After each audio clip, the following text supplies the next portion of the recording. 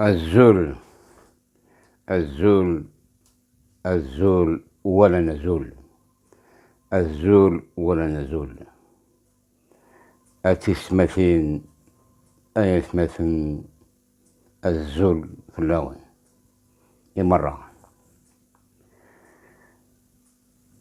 D'ailleurs, la vidéo est un peu spéciale.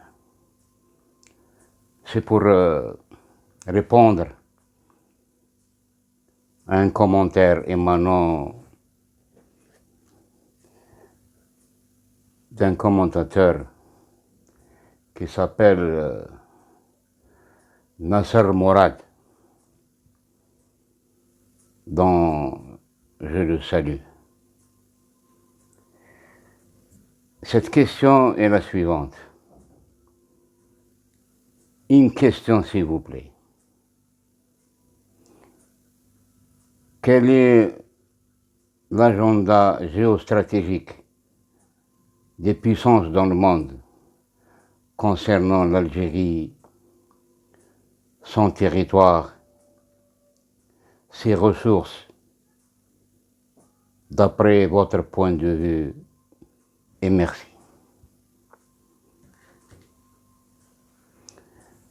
لكي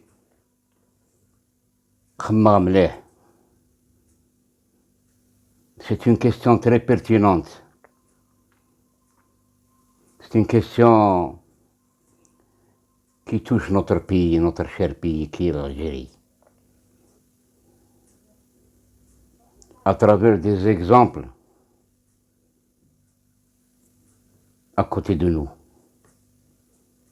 Vous avez l'Irak, vous avez la Syrie, vous avez la Libye et récemment le Soudan. Permettez-moi de répondre à cette question.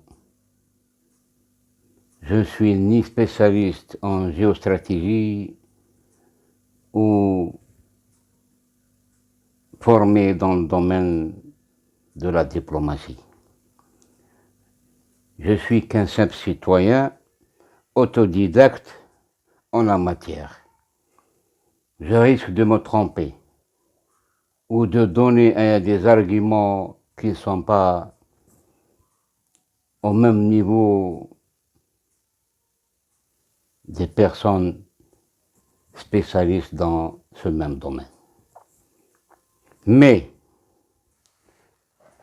il y a l'Algérien, et plus particulièrement le Kabyle. Pourquoi je dis ça? Le Kabyle, il est né politicien. Madilal,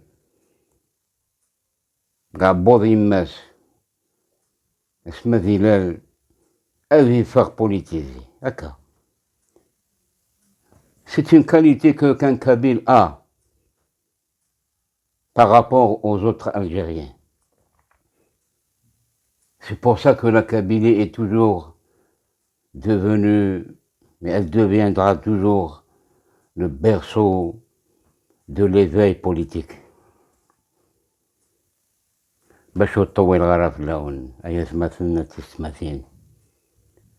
Cette question qui a été posée par Mourad, comme je l'avais dit, est une question très importante. Eh bien, notre cher pays qui est l'Algérie. Moi, j'ai peur pour l'Algérie. J'ai peur. Comme j'ai peur pour notre Kabylie.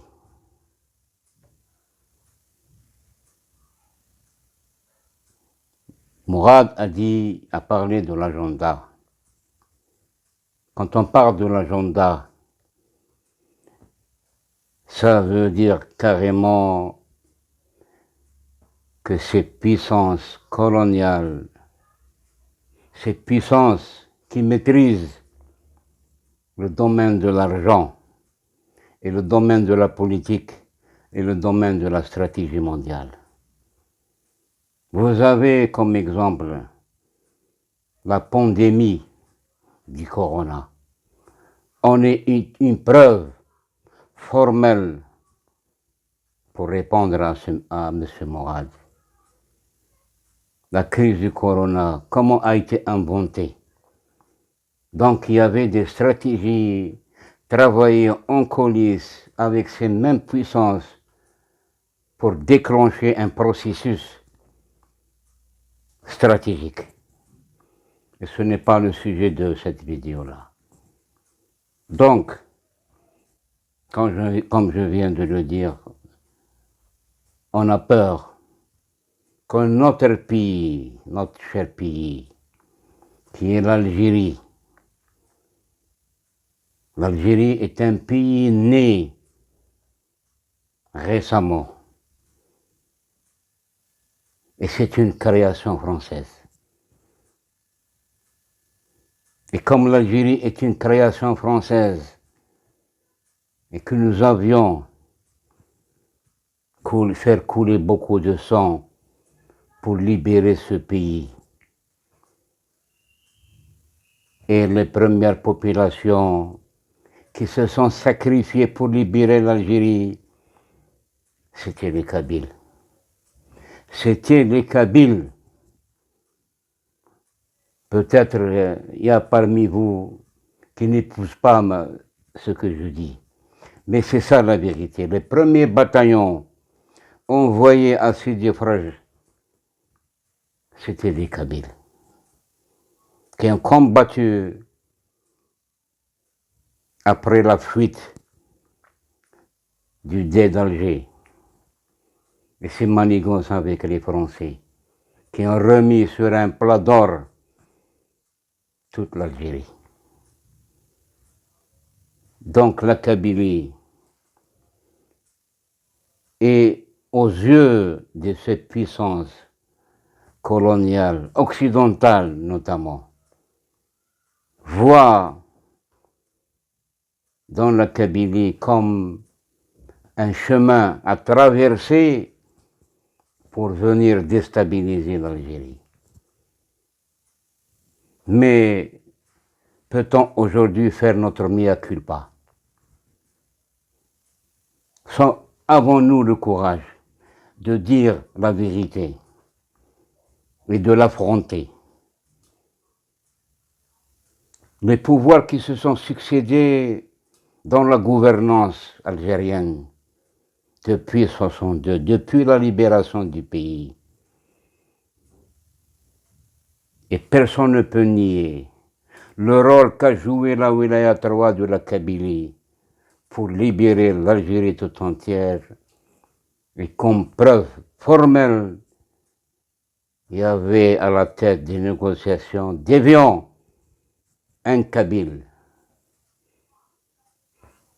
Après les négociations et le cessez-le-feu du 19 mars 1962, le premier discours qui a été fait en Kabyle, fait par Karim Belkacem en personne. Devant qui? Devant le leader de la révolution. Parmi eux, Bossov, qui était présent, Ben Khadda qui était présent.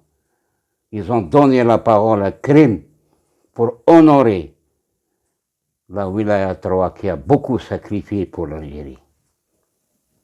Mais le constat est là.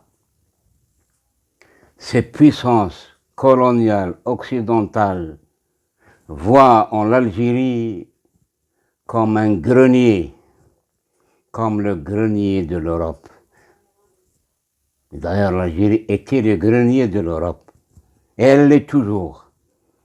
Ces mêmes richesses qui sont dilapidées par les Français notamment, exceptionnellement. Ces régimes installés à Alger sont la fabrication de la France officielle. Je ne peux pas dire autre chose. Permettez-moi de dire que ceux qui nous gouvernent aujourd'hui, ce sont la continuité du colonialisme français avec les enfants de l'Algérie. c'est eux qui ont pris la relève, composé entièrement par le groupe de Oujda. Et nous avons hérité ce pouvoir successif par hérédité. Donc, si aujourd'hui ces puissances occidentales ont un programme ou un agenda, comme a dit M. Mourad, effectivement, ces puissances occidentales ont un agenda bien précis. Et d'ailleurs, les régimes qui commandent l'Afrique du Nord aujourd'hui sont tous rattachés au système colonial.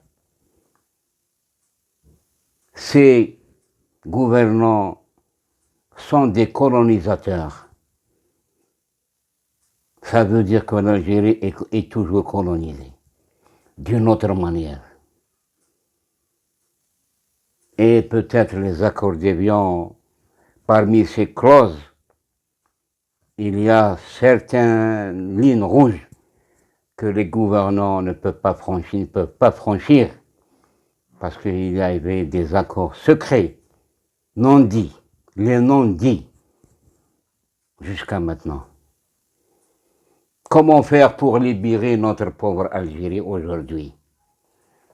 Si ce n'est cette stratégie contraire à la stratégie des puissances coloniales. Avons-nous un peuple digne de son nom? Sommes-nous un peuple digne de son nom de déjouer ces plans fabriqués par cet agenda qui est programmé très prochainement, hein? Les prémices sont là. Moi, j'ai peur pour l'Algérie et j'ai peur pour la Kabylie. Si aujourd'hui la Kabylie se montre par un autre visage,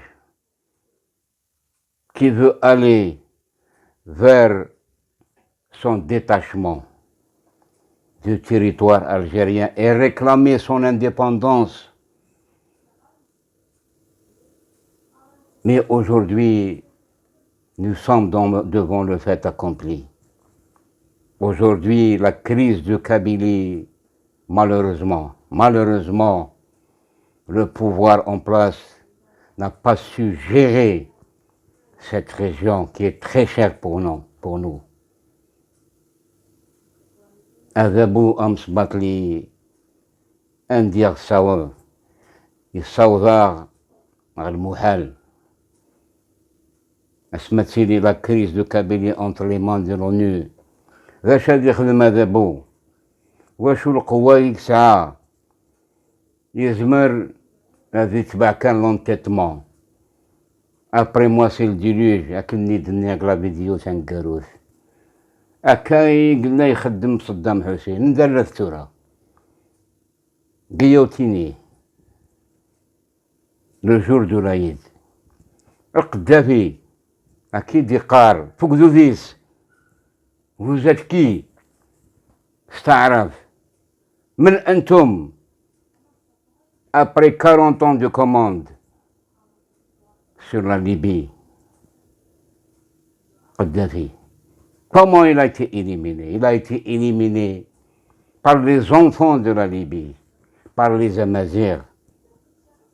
Ils sont rentrés dans le palais de Kadhafi avec ce drapeau-là. Avec ce drapeau-là, qui a été brandi à l'intérieur du Qasr al-Azizia. Nous ne voulons pas que cette situation se répète chez nous, en Algérie. Le peuple vaincra, mais avec une autre méthode. C'est le pacifisme. C'est pour ça que la Kabylie, avec son porte-parole provisoire, Farhat Mahni, qui parle aujourd'hui au nom des Kabyles. Malgré qu'il y a une partie des Kabyles qui n'est pas d'accord avec son projet, mais le constat est là. Les Kabyles veulent provoquer le divorce définitif avec le pouvoir d'Alger. Y compris moi. Pourquoi je dis ça? Moi, j'étais lésé dans mes droits. Moi qui ai tant d'années travaillé au profit de l'État algérien, mais le sort qu'ils m'ont réservé après 27 ans de service, j'ai été licencié après 27 ans de services loyaux donnés à l'État. Je n'ai pas besoin de vous donner des preuves. Tous les services me connaissent. Tous les services. On a dépassé comment dirais-je, la citoyenneté positive. On a dénoncé la corruption. On a dénoncé la mauvaise gestion. Mais personne ne nous a écoutés. Personne, jusqu'à maintenant, personne. Moi, personnellement, j'avais toute la possibilité de devenir le plus grand voyou d'Algérie. Je pouvais franchir des pas géants pour recouvrir mes droits. Donc je fais confiance à la justice algérienne. Mais jusqu'à maintenant, j'ai failli à ma responsabilité. Je n'ai pas obtenu gain de cause. Contre un ministre, je le cite, Ammartou, qui était ministre de la Santé. C'est lui qui était derrière mon licenciement. Ce Ammartou qui était à l'initiative du 5e mandat du président de Bouteflika. Voilà, je vous fais un constat amer, M. Morad. Peut-être c'est pour la première fois que je dis ça.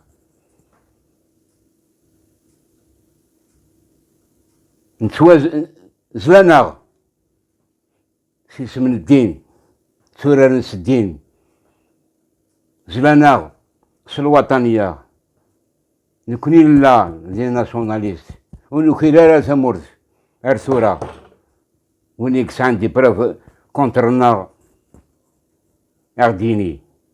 C'est pour ça, Nadar, Soula ou Nar, et bien la Kabylie Mithnoa, Atroh, Robrezon Lakara, c'est à cause de ce que je viens de dire.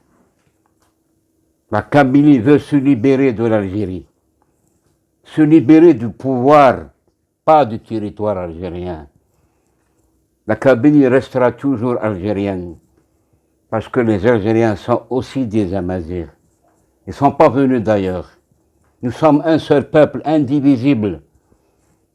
L'Algérie ne peut pas être divisée en deux peuples, comme le disent certains Algériens, endoctrinés par l'arabo-baptisme. Eh bien, le pouvoir en place, il donne encore une fois une occasion pour ces puissances occidentales, pour qu'ils nous dominent. Encore une fois, on a fait sortir le colonialisme par la fenêtre, il va rentrer par la porte. Par la grande porte. Parce que le pouvoir prépare son tapis rouge. Il va faire des concessions pour ces mêmes puissances, pour qu'ils restent au pouvoir, pour qu'ils ne soient pas jugés. Il ne sera pas jugé devant les instances internationales. Et d'ailleurs, le Parlement européen, les résolutions du Parlement européen du 11 mai, réunies en plénière, vous avez vu tous entendu la dernière, écoutez la dernière vidéo que j'ai faite hier, avant-hier, détaillée sur les décisions et les résolutions du Parlement européen contre le régime d'Alger.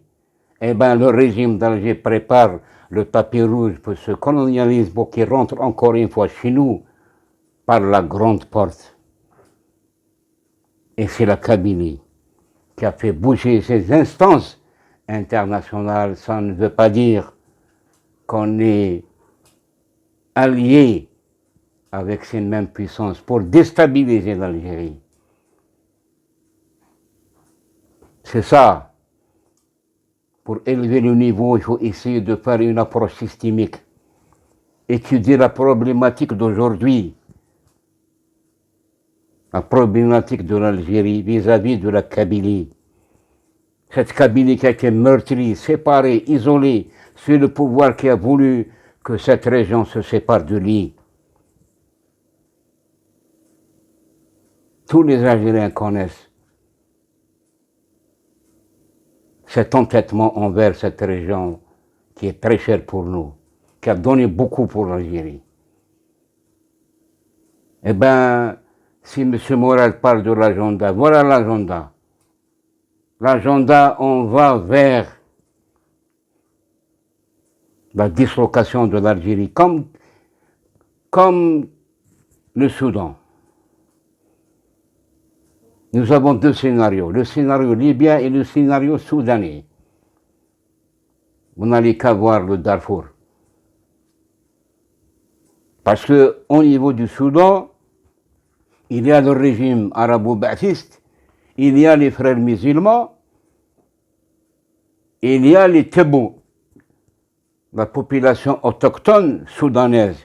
C'est elle qui devait gouverner au Soudan. Mais pas ces gens-là, ces ramassis qui sont venus de l'Orient, gouverner le Soudan à majorité par une population noire. Et d'ailleurs, le dialecte soudanais, pratiquement le pro-égyptien, le dialecte pro-égyptien. Pourquoi le Darfour s'est séparé du Soudan? Il y a d'autres régions aussi qui se sont séparées du Soudan. Parce qu'il y a certaines spécificités, il y a des particularités, il y a des coutumes, il y a des langues à part entière.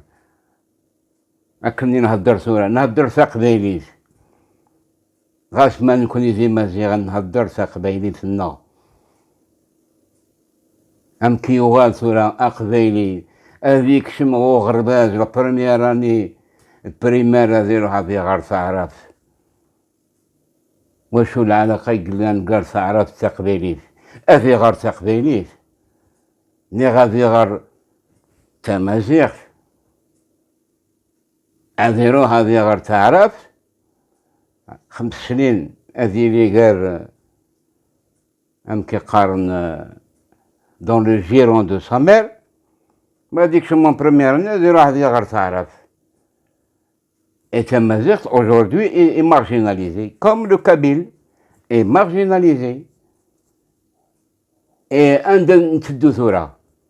نتدو vers l'extinction de notre langue maternelle.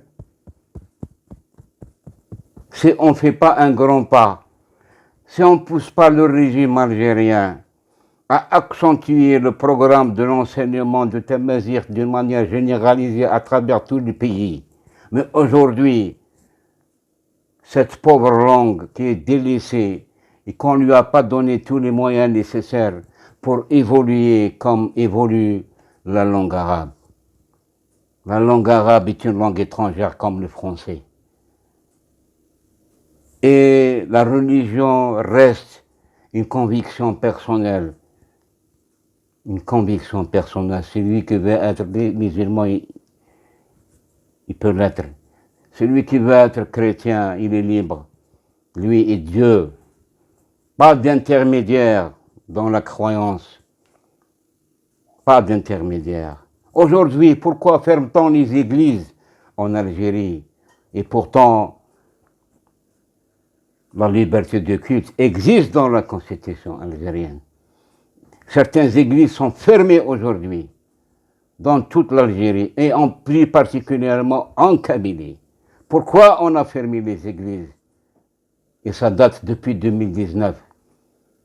Vous avez tous entendu pendant le Irak comment le régime algérien est allé coller des alibis aux Kabyles, comme quoi ce sont des chrétiens, ils ne sont pas musulmans, il faut les combattre. Heureusement, il y avait de braves gens, même dans le pouvoir, qui n'ont pas voulu que cette affaire soit mise sur terrain de combat. C'est pour ça que j'argumente la question qui a été posée par M. Mourad. Je lui tire chapeau. Parce que c'est une question pertinente. C'est une question qui a beaucoup de valeur. Aujourd'hui, ces puissances coloniales avaient un agenda préalable avant la mort de Kadhafi. Il y avait un scénario. Qu'est-ce qu'il faisait là-bas, le BHL, Bernard-Henri Lévy? Quand on a tué Kadhafi, il y avait David Cameron, le premier ministre britannique, Sarkozy, qui sont venus comme vainqueurs. Le sang libyen a coulé. Il y avait une guerre civile. Eh bien, voilà, pour le pouvoir algérien, Aristchum, le scénario libyen, la crise de Kabylie doit être résolue à l'intérieur, pas à l'extérieur. Mais aujourd'hui, c'est trop tard. Le pouvoir doit trouver le remède nécessaire pour minimiser les dégâts. Pour minimiser les dégâts, et je crois, ce n'est pas encore trop tard. On peut revenir sur le projet de l'indépendance de la Kabylie. Si le pouvoir ouvre les portes de dialogue, si le pouvoir ouvre le champ médiatique, si le pouvoir engage un équilibre régional en matière d'investissement au niveau de la Kabylie. Vous avez vu, il y a eu un exode important de nos jeunes, de nos diplômés, des Harraga qui partent jour comme de nuit, qui fuient leur pays, un grand pays comme l'Algérie, plein de richesses, convoité par ces mêmes puissances coloniales, et surtout dans le Sahel. Dans le Sahel, les gisements d'or, Garage Billet. Moi, j'ai eu la chance de voir Garage Billet en 78. J'avais rencontré à la base de vie 2 Américains. L'un d'eux est d'origine juive. Les gens qui étaient présents peuvent témoigner. Ce Garage Billet, ce grand gisement de fer, c'est éminent. Eh bien, cet Américain m'a dit ceci. Ce gisement, il comporte 24 métaux rares à 60 km². C'est cet Américain qui m'a dit ça. Il y avait même dans le laboratoire de la base, parce que pendant cette année-là, l'usine ne fonctionnait pas, était en arrêt, était à l'arrêt. Et ces Américains étaient là-bas pour faire une étude pour redémarrer cette usine qui n'était pas très modernisée. Parce que le gisement s'est arrêté, je crois, au début de la révolution algérienne de 1954. Voilà pour vous dire que ces puissances coloniales s'enrichissent quand un pouvoir faible se trouve à la tête de chaque pays. Et le peuple ne joue pas son rôle aussi parce que le peuple algérien, il est opprimé. Il est marginalisé. Il est dépourvu de sa richesse qui lui revient de droit. C'est sa richesse qui n'est pas exploitée par lui-même. C'est ces mêmes puissances qui dilapident des richesses du pays en collaboration avec les régimes en place, installés par ces mêmes puissances. Et aujourd'hui, ces mêmes puissances s'attaquent à ces régimes qui les a placés. Donc c'est ça la relation dialectique entre le régime qui gouverne l'Afrique du Nord tout entière, du Maroc jusqu'en Libye et en Mauritanie. C'est des régimes de dictature, c'est des régimes composés de potentats qui ne croient ni à la démocratie, ni à la loi électorale. Ils croient à rien. Ils croient à une seule chose, c'est de rester cloués sur leur fauteuil et après eux, c'est le déluge. Ils sont devenus schizophrènes. Et pour terminer, comme j'ai commencé, évitons-nous le scénario irakien, le scénario soudanais, le scénario libyen, le scénario syrien, ces mêmes puissances. Peut-être ils affichent leur antagonisme, les Américains, les Russes, les Français, les Anglais, ils jouent le rôle, ce rôle machiavélique pour donner l'impression au peuple, à nos peuples, comme quoi les Américains ils sont avec nous, comme quoi les Russes ils sont avec nous, comme quoi les Russes ils sont avec le régime en place et contre les Américains. Ces mêmes puissances ont un même agenda. Et d'ailleurs, pour terminer, je termine avec le scénario libyen. Aujourd'hui, comment est devenue la Libye? Divisée en deux régions. L'ouest de la Libye géré par les frères musulmans, téléguidé par Erdogan, qui dit Erdogan dit le gendarme de la région qui reçoit les ordres des Américains et des Israéliens. Le nord, l'est de la Libye est composé d'arabo-ba'thistes. Ça veut dire que le peuple libyen est divisé en deux peuples. Alors, or, le peuple libyen est un seul peuple. Ils l'ont divisé en deux, ils l'ont scindé. L'Ouest est devenu peut-être Amazigh, Djebel al-Gharbi, les Amazirs, qui commandent aujourd'hui Sarraj, etc. Tandis que l'Est est composé d'arabo-ba'thistes, à leur tête le général Haftar. Ce traître, ceux de Tarablos aussi sont des traîtres, parce qu'ils sont liés à ces mêmes puissances qui les gèrent de loin et qui sont sur le terrain avec leurs armées. Haftar, c'est l'allié des Israéliens aussi. Haftar, c'est l'allié des Égyptiens, des Russes et même des Français et des Émiratis. Tandis que l'Ouest est géré aussi par les Qataris. Qui dit Qatari dit Erdogan, donc c'est les frères musulmans. Voilà le scénario inclus dans l'agenda préparé par ces mêmes puissances. Ntalab, Garbi, utilisera un agenda pareil chez nous. Nous connaissons un peu de l'Ouest.